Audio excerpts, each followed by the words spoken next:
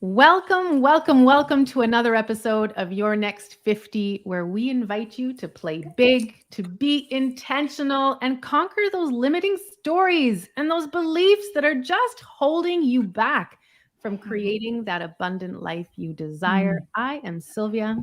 And I am Jenny. And once again, we are graced with the presence of a special friend, Sylvia. Oh my gosh, I am so excited. I have like celebrity jitters. I feel like I'm in front of this celebrity. She is in my world. Welcome to Lisa Carpenter. And before I give you the microphone, Lisa, I just want to say that I know Lisa through a coaching program, and she is one of the most amazing coaches in that. Well, they're all amazing, but she's just so lovely. And has lived an amazing story these past years. I was going to say months, but it is actually years, and she's going to share it because today we're talking about going all in. And Lisa, just perhaps we love to give you introduce yourself. Well, first, thank you for having me. I love spending time with other like-minded women. That was a really beautiful introduction.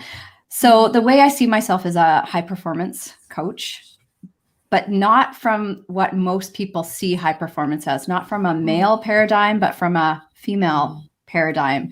It's about doing less so that we can speed up and do more. And what I find so many women do, especially the women who come to work with me who are high achievers, is they're spinning so many plates. And then they're wondering why they're not getting to accomplish the things they want to accomplish. And they're not prioritizing themselves. And you cannot truly be a high performer if you're not making yourself a priority. Right? That's like an athlete putting their training at the bottom of the pile, right? You're never going to win the race if you're putting your training last. And we have to look at our lives that way as well. So that is what I do. That's who I am. Oh, it's so amazing. So amazing. Today like I mentioned, we're talking going all in. And Jenny and I, Jenny, do you remember that conversation we had where Crystal clear. Jenny, my friend Jenny, we are not going all in right now. We're not, both of us. Actually, just talking about Lisa and her all-in statement got us talking about what all-in might look like. And it was a very interesting realization of, I think, Lisa, a lot of us hedge our bets. We calculate our next steps. We ponder, we create risk analyses. We want to be certain, don't we, before we're doing anything? Yeah. And I get that. I've been there. There was a long period of time in my business where I had been trying so hard to achieve the things I wanted to achieve that I got to the point where I'm just like, I remember at a goal setting retreat, I was on retreat with my mastermind. She's like, okay, we're all going to do goal setting. I'm like, I'm going to go for a swim because I'm over goal setting. I'm tired of dreaming big because it's just too overwhelming and I'm not getting what I want. And that was a real pivotal moment for me to just look at how I was so getting attached to the outcome that I wanted. And because I hadn't gotten those outcomes many times, that I was just like, well, forget it. I'm not going to dream at all, which was not the solution. It's not for me, right, Lisa? Maybe it's not for me. It's not for me. Instead of redirecting my energy and saying, well, what if I wasn't attached to the outcome of this? And I just allowed myself to dream, because when you're 8 and you're dreaming of being an astronaut, you don't sit back and go, well, it's probably not possible. And look at how many years of school I'll have to go to. And we don't do that. We just allow ourselves to dream when we're little. And I had to find my way back to dreaming big again, but then trusting that whatever was meant for me was going to unfold in the way it was meant to unfold. I like that. Death gripping it. And that reminds me, Jenny and I had a coach, and in one session, everyone was asking me to dream big, and I couldn't do it. I just could not do it. And sometimes I wonder, even now, I do dream bigger now, and I'm allowing myself to delve into those feelings. And if you caught our episode on sitting in silence, which made Jenny very uncomfortable, by the way. Yep, very uncomfortable. You did not like that episode, Lisa. And you are the queen of boundaries and queen of silence. And that is where I think we allow ourselves to listen to those whispers and those dreams. Right. Yeah, just play in our imaginations. So tell me about your dream pre-pandemic of getting on stage with the WBFF, which is the Women's Beauty I wrote it down, fitness and fashion. Oh my gosh. Yeah. It's like fashion, glamour, how do I want to do pageantry, but with the athletic twist. So you come in conditioned like a bodybuilder, so a lot leaner, athletic physique. So I competed over, gosh, I guess it was over 13 years ago when my first two boys were really, really young. This was before the WBFF was around. Back then I did fitness, which my 48-year-old body is not available for that anymore. Talk about boundaries. But that was when I, was doing cartwheels and dancing and high kicks and all these kind of things when I went out on stage, did a high powered routine. And I made the decision to retire, obviously many years ago, but I'd always kept in the back of my mind, it would be really cool to do that again. Yeah. But the time was never right because it's a huge commitment. Like it is a really big commitment to get back on stage. So I believe in 2018, I feel like I've lost an entire year, like most of the planet. Yeah. I hired my coach, decided I was going to go back on stage in 2020. So trained and prepped for that. Of course, the pandemic hit. So I think I was about 4 or 5 weeks out from my show at that time when everything got canceled. So I went back into a build period and planned for 2021, which was a little bit, again, sketch. So talk about dreaming big, but not being attached to it happening, because literally until the seatbelt was around my lap on the plane, I didn't know if I was going to go because they're constantly changing the rules around traveling. It certainly wasn't a relaxing, peaceful trip because there's so many more hoops to jump through now when you travel. Remember when it was fun? Just go to the airport. Yeah. You're just like, not that way right now.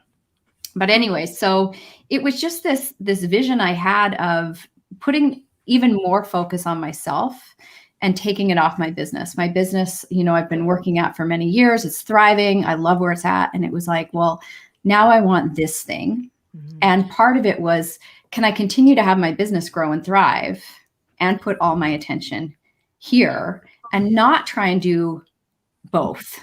So it's not that I wasn't running my business. I was still running my business, but we put a pin in all the things. My team ran it so I could put my focus 100% on getting back on stage and seeing what that would be like. And it was an amazing experience. So for those of us that are like not familiar with bodybuilding and fitness and training, can you give us like an insight into what training, like what's your typical day like? What are you eating? Tell me about meal planning. Oh my gosh. Please do. I'm just so curious. It is really a full-time job. So when I'm in show prep, I'm looking at about 3 hours a day in the gym. So this was a massive undertaking to make it work. I planned a show that was in the summer, which was great because there was no driving kids to school. So I could just go to the gym in the morning, get it all done, and then leave. Because I'm not one of these like, let's go back 3 times. That doesn't work for my brain, right? I just need to tick the box, feel proud of myself, and move on with my day. So my weight training usually ran about an hour. And for women, as we get older, resistance training is so important in terms of keeping our metabolism running. You get to eat more food, and we need to keep our strength up. It's just so imperative because as women, we lose lean mass every single year. So we want to make sure we maintain our lean mass. So bodybuilding style lifting is, it's not HIIT. So most people are familiar with HIIT, right? Like you do stations and you're kind of running around and you keep your heart rate up. Bodybuilding style lifting is really like old school lifting. So you do squats and you do deadlifts and you do leg press and you do chest press and rows and that type of stuff. So I was weight training 5 days a week, 6 days a week. Jeez. And then on top of that, Jenny and I were like, oh my gosh. And then cardio on top of that. So I don't do a lot of cardio off season. So typically women will do a lot of cardio in terms of, trying to change their body composition. You're actually better off doing weightlifting and less cardio. So cardio is something that I pull out when I'm getting ready for show. And by the end of it, I was up to 65 minutes a day. So let me tell you, there was a lot of Netflix watching. So I kind of looked at it as a treat. Like, when else do I get, over an hour in my day to really do nothing? I just needed to move my feet. So, and then in terms of the kitchen, it really just is about being organized. I keep everything really simple. I'm not a foodie. I'm not a fancy eater, but all my meals are planned out in advance. I can change things if I want. So there's no Like you have to be on top of things, but you don't have to be like, you always have choice. And you got really lean. I mean, that's gorgeous, but you don't keep that up for very long, right? No. And that's the thing. When we go on stage, we try and peak specifically for that day. And then we go eat a burger and we get on with our lives. So there's actually a science to it. When you come off stage, you want to reverse diet out of it. So coming off of stage is just as intense as going on stage, because you want to slowly raise your metabolism back up again. You want to slowly increase your food. You want to slowly bring down your cardio so that you don't suddenly put on, 40 pounds of weight overnight. Like you just worked your butt off. So you want to gradually come back to a maintenance phase. And that's where I'm sitting now. So my training is 5 days a week right now, and cardio twice a week. So it's not a big deal. Can I tell everyone? Can I please? Lisa took the first prize. No way. Women 40 plus. Yep. And I believe second prize, second place in 35 plus. And you were gorgeous. You shared some videos in our group. Just amazing. These colors and the wings and the it was so fun. Everything. And I know Lisa mentioned before the show, she's going to put some pictures up eventually when she's finished processing all of this.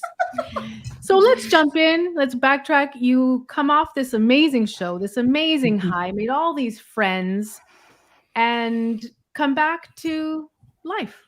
Mom, coach. How does that play in? When we go all in, we can't sustain that forever. So there are waves. How does that? There was. So again, this was like 2.5, 3 year goal. And then, to win and also get awarded my pro status at get a world event. Not that there were people from all around the world because of, certain restrictions with COVID. It was a really big deal and very unexpected, because I just went out because this was what I was going to do. I was just going out there as my best self. I was going to own the stage. Like I was really stepping into that next level version of myself and really owning all of that. So coming home, and especially this year, because again, travel, I didn't even know. Like when I was in Vegas, I was like, am I going to be able to go home? Because you have to get a negative test, even though if you're going to get on the plane. Like there's so many layers. And then coming home, some of the rules had changed. I also had to go into a 2-week quarantine. So here I'd had this regimented schedule, right? This lead up, and then a week of hair and makeup and show and living my showgirl life. And then back home to not allowed to leave the house, not allowed to go to the gym, right? So I'm doing home workouts. Which is fine. And I didn't do a lot of workouts because my body really needed to rest and recover. And also that just staying present to, wow, I just did that thing. I just did that thing, and allowing myself to just pause and really be in the energy of that without jumping into, well, what's next, to try and avoid the feelings that come with accomplishing something big. So you get for me, there was a lot of pride and excitement. But there was also that, like that was such a big focus for so long. And now feeling a little bit like directionless. It's like that period between the seasons where you're like, it's not fall, certainly not summer anymore, but things are shifting. So it was just really giving myself the opportunity to just be present to, this is here, and it's okay for me to be uncomfortable, and it's okay for me to have a little bit of the post-show blues. Right? We all thrive on routine. And when that routine is suddenly gone, there's an adjustment period. Even when our kids get out of school in the summer, that first week is what are we doing? All hell breaks loose. It reminds me, for those of you who know, I have another business, the doula world and birth world. And it reminds me of giving birth. We plan to get pregnant. We grow a human little baby inside of us. We give birth, and hopefully it's as positive as it can be and beautiful. And then we go home and everyone expects us to be the same as we were before. Yeah. And they don't take that time. So I really see the parallels here. We're going all in, creating people, but we need those, I say always takes 9 months to make a baby. It takes 9 months to let's get out of it as well. So I see that relationship there. Yeah. And nobody prepares you for what it's like to be a mom. And, you know, when I said that I walked onto that stage, really stepping into that next level version of myself, really embodying this alter ego that I created years and years ago, coming home and now going, Lisa, like, you have to live from this woman now. Like, this is who you are. So many things shifted for me. Because in the past, when I would compete, I would never celebrate it.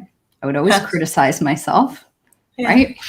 And here I was in Vegas. There wasn't even a person in the audience that was there specifically for me. And I was like, oh, look, you're all here for me. I mean, it was no joke what was going on in my head. I was like, this is awesome. I've never allowed myself to truly embrace the spotlight that way, to truly allow myself to shine without dimming myself, to truly allow myself to not be critical. It didn't mean that I wasn't able to assess my performance. I mean, it's kind of weird when the floor disappears from underneath your feet. It's like, I know I practiced posing for hours. What is happening here? But it's very different being able to assess like where you can improve versus being critical. Like, I was horrible. What happened there? So it was really powerful to come home and say, okay, now that you've created this, what is possible for you now from this place? Right. So without jumping into what's next, but just sitting with like, this has shifted things for you, Lisa. What's possible from here? There's so many parts, this next level version of myself. I think that what you've so aptly described is, you know, the narrative about our identities and the identity shift you went through to go all in. And then, you know, there's an element of change and people need time. Like maybe even you're good with it, right, Lisa? But everybody else is like, well, where's the old Lisa that I used to be able to do X, Y, and Z with? And I imagine this kind of shifts in a little bit in your coaching. I'd love to hear about how going all in with your folks that you coach, how you speak to that and how you invite them to imagine their best selves. Tell me more. So it really... Now, when I speak to my clients, I mean, I've always kept it really real with my clients. That's why I talk about full frontal living, because I don't hold anything back from the people that I work with. They see all of the ins and outs and the ups and the downs that are going on as well. Yeah. But now it's even more so. I mean, I've never been a coach that really allowed people to waffle in their head trash, so to speak. Love that. Right. But now it's even more calling people into what's possible for them, because a lot of the women that I work with, they want more, but they're so afraid to claim it. They're so afraid to say that they want that thing. Right. Because oftentimes they don't feel deserving of it, or they're measuring themselves against something, or they're, you know, caught in it needs to look a certain way. So it really is about encouraging my clients now to really like, what is it that you really want? And are you willing to work from that place of commitment? Because we can so get, you guys know I'm all about feeling our feelings. It's important to acknowledge what we're feeling. And our feelings are not facts. So it's this walking this balance of like, this is what I'm experiencing. This is what I'm feeling. What is that telling me? What can I learn from it? And where do I need to sometimes override my feeling? Because I say I want this thing. If you want this thing, you have to be willing to go do the things, right? Be the person to go do the things to create that new reality. And I think that so many people believe that if you want this thing, it should come without discomfort. Ta-da! Ta-da! Yeah. Right, you're right. It's just magically a bow. Right. It's not going to be that way. You're going to have to work through a lot of discomfort. You're going to have to be so partnered with yourself in such a loving relationship with yourself, so you can be present to what's going on for you, what you're feeling when you're doing the hard things. Like, I don't jump out of bed at 4:45 like, woo, I get to go to the gym today and do an hour of cardio. Like, that never happens. Right. There were days I didn't want to train. There were days that I didn't want to eat the things, but I knew the outcome that I wanted to create for myself. So I had to be present to the discomfort. So I always say, if you're feeling uncomfortable, that's really when you're growing. And if you're not uncomfortable, you're not really growing. So I am enjoying this period of comfort. There's room for both. There is room for both, right? We don't always need to be uncomfortable. But if you're wanting to do something you've never done before, you're going to have to get comfortable being uncomfortable. There's no way around it. Go ahead. Sorry, Jenny. I was just going to say, I was going to share an anecdote about Andy Murray, who's one of my favorite tennis players now, almost retired, has had hip surgeries and all sorts of chaos with his body, Lisa. But he said, I enjoy winning always, but I especially enjoy winning when it's not easy. In other words, when you have to find the way to win. And I've always remembered that because one of my phrases is you have to want your dreams more than your drama. And I'm going to add head trash is now my new catchphrase, hashtag head trash, because there is so much head trash. And why do you think women have more of it, Lisa? I think we've been conditioned from really young ages. I think that there's a lot of stories that women need to get over. I think we've put a lot of value in the roles that we step into. I think a lot of women work for martyrdom and believe that if they put themselves first, that makes them a bad person. We've been taught that you should always be giving, giving, giving without a thought of, well, what does it look like to receive? Not just from other people, but from ourselves. We get into comparisonitis and perfectionism and beliefs that we're not good enough. And we let these things keep us small instead of stepping into the things we want. And most of the time, women aren't even conscious that these things are happening for them. I know when I had my personal wake up, I was in shock of all the behaviors that I was caught in that I just thought were normal. Like, isn't this normal? Like, this is who I am. And to learn that most of the beliefs and behaviors that I were operating from were very, very unhealthy. For me, it was like learning to breathe underwater. It was like tearing every part of myself down and starting again. It was really, really painful. So in all fairness, most people don't ever question why they do the things they do or why they're not doing the things they're doing. They don't question it until something happens in their life to cause them to question it. And you use the word resentment. I was listening to some of your podcasts, and for those of you, the podcast is called Full Frontal Living Podcast. Thank you, Sylvia. And you were talking about resentment, sort of noticing those flags, I think you called it. And for women, I talk a lot in my coaching about awareness, noticing what's going on. Like, what is it about me doing the dishes again that's triggering me, right? If it's triggering you, yes. And what's that awareness piece? And I can think of like 10 instances in the last 3 days where I've had to actively fight against my own instinct of, I'll just do the kids' stuff first and I'll do my thing, or I don't need to dry my hair, Lisa, right? Like all these little things, and they add up. And I think that's a real message from today's podcast, if you're listening, is that you are worthy of taking that minute to collect your thoughts before you go in to do dinner. You are worthy of drying your hair if that's what you need to feel kick-ass in the morning. And these little things do matter, and that you matter. Well, I think that's a great example, Jenny, about going all in doesn't mean getting on stage at the WBFF for everybody, right? What does going all in mean for you? Yeah. And that requires, like you said, Jenny, that awareness piece, allowing ourselves some silence to really hear the whispers that our soul and our hearts are calling us to do. And who are we underneath all of those roles that we play? Right? Who are we being? That identity piece that you talked about, Jenny. Yeah, going all in is really being committed to living a life that feels fulfilling. Right? That doesn't contain a bunch of drama, where you feel good every day. And it doesn't mean you're not going to experience negative emotions. Like, we're not going to be, Polly Pocket Sunshine all the time, right? Like, let's stay away from toxic positivity. We're going to work a range. But if you're constantly finding yourself frustrated, resentful, angry, exhausted, that is not a life well lived. That is a life that you're giving your power away to other people. And going all in is really about taking full responsibility for what kind of life do I want to live, and being committed to it being an extraordinary life. And that doesn't mean going on stage. It might mean being a mom who never loses her, noodle with her kids, right? Or being a wife who has such an amazing relationship with herself and her husband and her family and all of those things. So to me, that's what it means to go all in, is to stop settling for a life that feels less than awesome every single day. Because we deserve it. That's true. We get one life. And I would just hate, as I'm moving into the second chapter of my life, I do want to have the things that I've always wanted.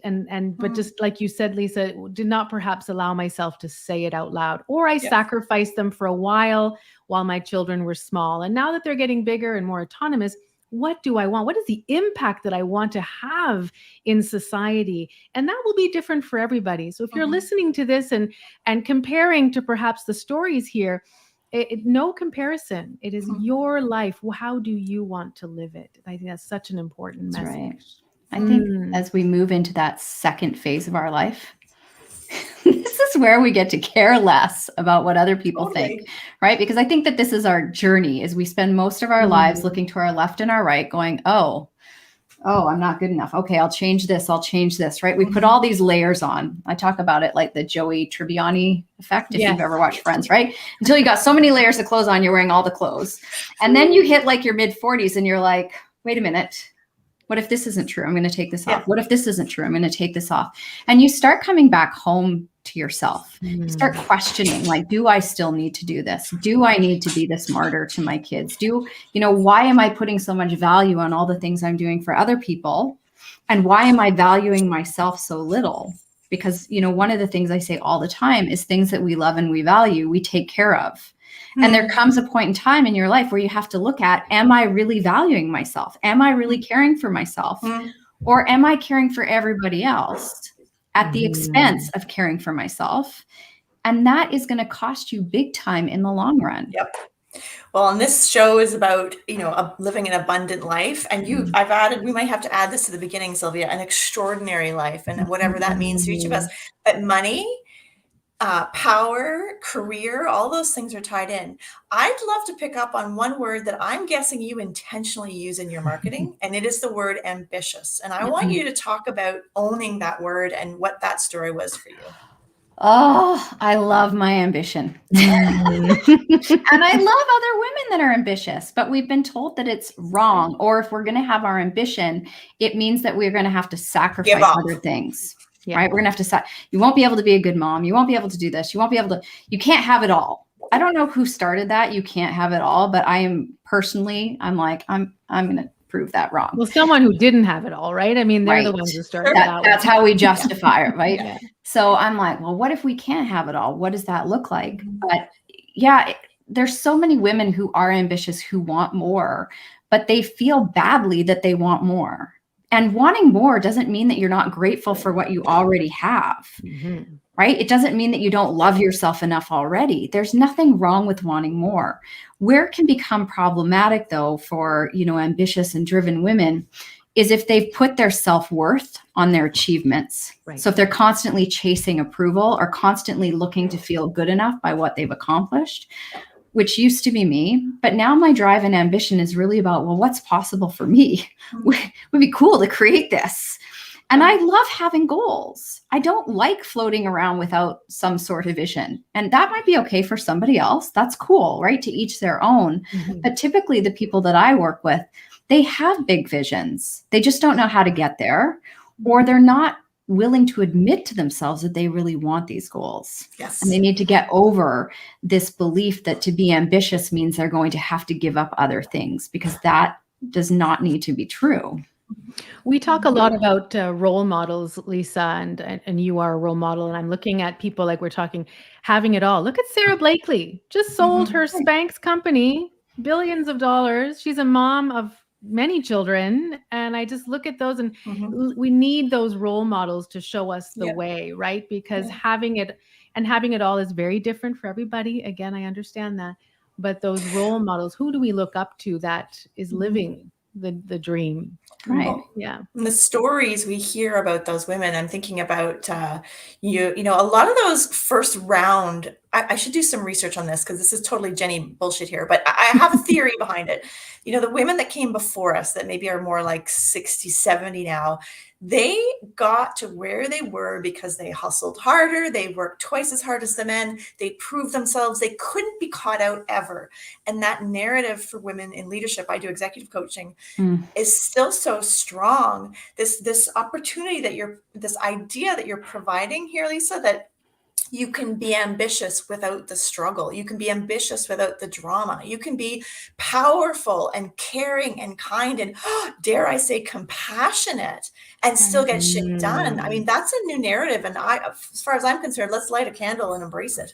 Right. Slow standing ovation to that. More of that, please. You know, I had a client once, and this applies to me as well. It's really looking at, because women get into this belief that they have to do all the things, right? So they're going to be a corporate leader and they better be a kick-ass mom at home. So they got to do all the things at home. And again, it's taking a look at, wait a minute, why am I putting so much value on cleaning my house? Isn't it worth investing in someone to help clean my house so I can be more present with my kids, right? My mom really puts a lot of value on being a homemaker. I don't. I don't. I want a clean house, but I actually know that that's not the best use of my time, nor do I attach my value as a woman to how clean my house is. So I'm always looking at, how can I outsource things? I had a client who, you know, she finally hired a nanny to come into her house. She runs a corporate business. And she had so much shame she had to get over about that, because the nanny picking up the kids from school and what will people think? I'm like, does it matter what they think? Like, how are you going to feel? Right. And how dare she have a nanny at home when she's at home? Right. Because she should be taking care of her kids. I'm like, or you could have the nanny there and you could go do your guitar lessons and your kids will be fine and you could spend quality time with them later. But we have to start breaking down these stories and beliefs that we're working from and say, well, what if? And am I willing to work through the discomfort? Because most of the time it comes down to, what will other people think about me? That fear of judgment, instead of giving yourself what you want. Like Jenny, you mentioned the women who came before us are our mothers, right? They're the ones. Are these our stories, or are they our mothers' stories? Right. And that's a whole other show. But yes. So it's creating this new paradigm, and you mentioned it, Lisa, at the beginning. It's not the patriarchy anymore, right? We're coming into this with a whole other set of tools, and what does that look like to become that powerful woman who, when she decides to go all in, does it and puts those boundaries around her so that she is living that exceptional life. Yeah. You figure out what you need to do to win. And that doesn't mean you have to sacrifice everything else. You just have to get smart about how you're doing things. So like I said, when I was getting ready for my show, rearranged my work schedule, I decided that I wasn't going to see clients until noon, right? So I shifted everything back. Nobody died. I changed my schedule around, got help with my kids, asked for support from my team, put things on hold in my business so that I could go all in and create as much ease as possible, because I wanted to focus on getting rest. And so that I could thrive through the process instead of struggle my way to getting on stage, because they weren't going to give me an extra award because I juggled 50 million other things that I didn't need to juggle. Right. I was like, how easy can I make this hard process? That is literally how I came about it. And if more women start looking at their lives, how can I make my life easier while I do hard things? What things can I get off my plate? What things am I tolerating in my life? That's such a powerful question. What am I tolerating? And what am I no longer willing to tolerate? Even that alone can shift so much for you, because it creates this radical honesty with yourself. And it might be tolerating, crap with your partner or crap with your kids or stuff at work, setting better boundaries, right? I had a client once who she wanted to get paid more. So we got her a raise. So she was making more money. At first she didn't get a raise. They gave her a title and she came back and she's all excited. And I got this new title and I'm like, okay, that's like handing you a jar of air. Really, where's the money? Right. But we get it as women. We're like, oh, I got given this token. This is good enough. Instead of going, wait a minute, that's not actually what I wanted. I wanted to get paid more. Or here's my favorite is my client who gets acting executive director title because there's a health crisis. And so now she's doing the job of two people with no pay change. Right. Yeah. Because you're doing it in service of the organization because it happens so fast. And those are learning moments for any of you listening. That is a real thing that happens. And it's okay to negotiate a new salary during that acting time. But women automatically default into, it's my job to take care of this. right? We put that expectation on ourselves, and what's worth, other people put those expectations on us. But because we don't set boundaries and say, wait a minute, you're asking me to do 2 jobs instead of 1 now, because women rarely advocate for themselves. And that, again, that's are you willing to be in the discomfort of advocating for yourselves? But we get attached to jobs, we get attached to people, we get attached to things, and then we're afraid to say what it is we want and need, because what if I lose that thing? Yeah, and don't want conflict. Who wants conflict? Heaven forbid, right? But what if you don't lose that thing? And what if there is no conflict?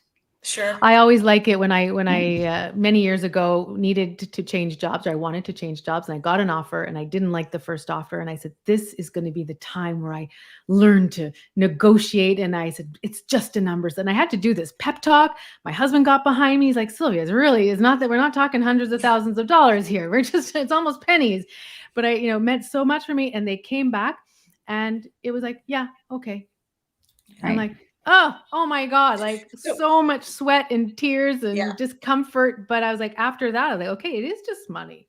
That's why I put a plug in right here for coaching, though, because if you have been trying to do that self-advocation, if you've been stuck in something and you want something more, I can't help but put a plug in for finding a coach that works for you, whatever coach works for you, because once you've done that once, you can do it again. It is a muscle, and the more you 100%. Stretch it, the more you get the value and the benefit from it. And choosing courage over comfort is one of my phrases, or I love that idea of getting uncomfortable.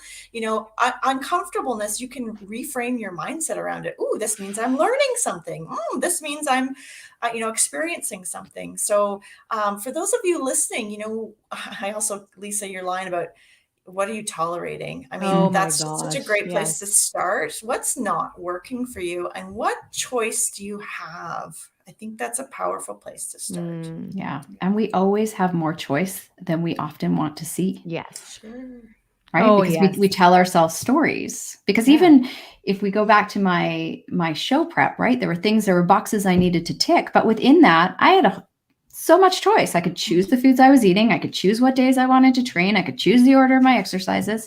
But so many people get into this box of it has to be this way. And then they're so hard on themselves. And then they end up, giving up because it's too hard. Sure. So, yeah. What an amazing show, Lisa. Thank you so much. So fun. Thank you. All about, going all in. So if you're listening to this, we would love for you to share where you would like to go all in, or if you're already going all in. Jenny and we're going to have more shows about this, showcasing where we're going all in. Because things are changing for us as well, together and individually. It's been amazing. I love it. Congratulations on the WBFF. What an amazing feat. I think just listening to your podcast, I'm going to put it here full frontal, it kind of broke down some stereotypes that perhaps we have about these types of shows. And thank you so 100%. Much for that.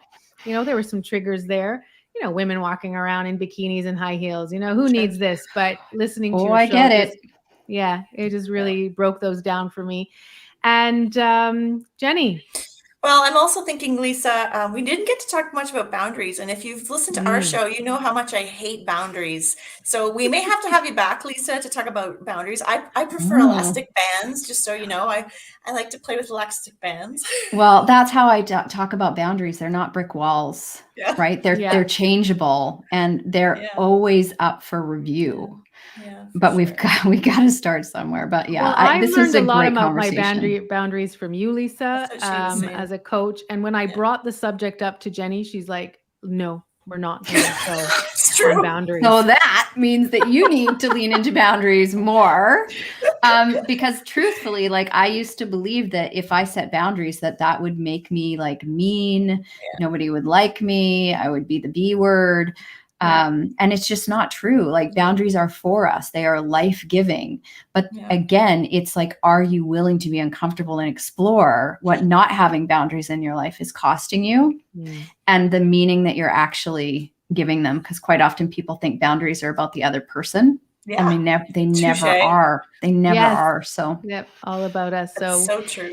Yeah. And I can't wait to she got see. over that. Jenny, you got over that. No, I'm working on it. But what I love though too is like, yeah, I think it's an ongoing conversation. Mhm. Lisa, I am looking forward to following along, watching you on Instagram to find out what your next all in is going to be. And I think it's going to be wonderful. And it's a delight to get to know you and to be welcomed into your community of friendship. So thank you. Thank you for having me. Yeah. And, you know, I really want to applaud you ladies as well, because one of the things that I love about women as we get older is we learn how to celebrate each other more. Even if we don't agree or we don't have the same vision or goals, or you're like, why would you want to wear wings on stage? It's the point that we see women doing extraordinary things and we can stand up and cheer for them. Because that's what women need instead of tearing each other down. Like that's how we are going to play a bigger game. That's how we are going to go all in, is when you recognize that other women have your back. And I think that that is another thing that prevents women from stepping up, because so many of us have been judged or bullied or whatever in the past from other women. So I really want to thank you for inviting me on. I love having these conversations. I could talk all day. So can we celebrate you, my dear? Because it's this Friday apparently is a special day. You're not joining the 5.0 version. You're not yet. You're still in the 4.9 version of yourself. But happy birthday in advance. Thank you. We look forward to, you know, next year when you celebrate your big 5-0. But we always ask a question at the end of our show. Okay. What is in store for your next 50? Wow, that is a big question that I don't have an answer to. Perfect. You know, this is such an interesting, like I said, pause in my life where I'm reflecting. I'm taking as much time as I need to really get clear on what it is that I want next. And, you know, with everything that's gone on in the world, it's really challenged me, as it has challenged most people, to get really clear on what my values are. What is important for me moving forward, what really matters, what I want more of, and what I want less of. And I always build my business and my goals and my visions around those things. So I don't know what that's going to be, but I know it's going to be awesome, because I am so committed to living just an extraordinary life. So we'll see what that's going to be. Love it. Love it. Love it. Thank you so much. Thank you. Catch us next week. We are live every Wednesday. If you enjoyed what you heard today, please leave us a review of 5 stars. Send it to a friend who needs a little bit of inspiration as she is learning to dream big and go all in. We will catch you next week, everybody. Goodbye. Bye.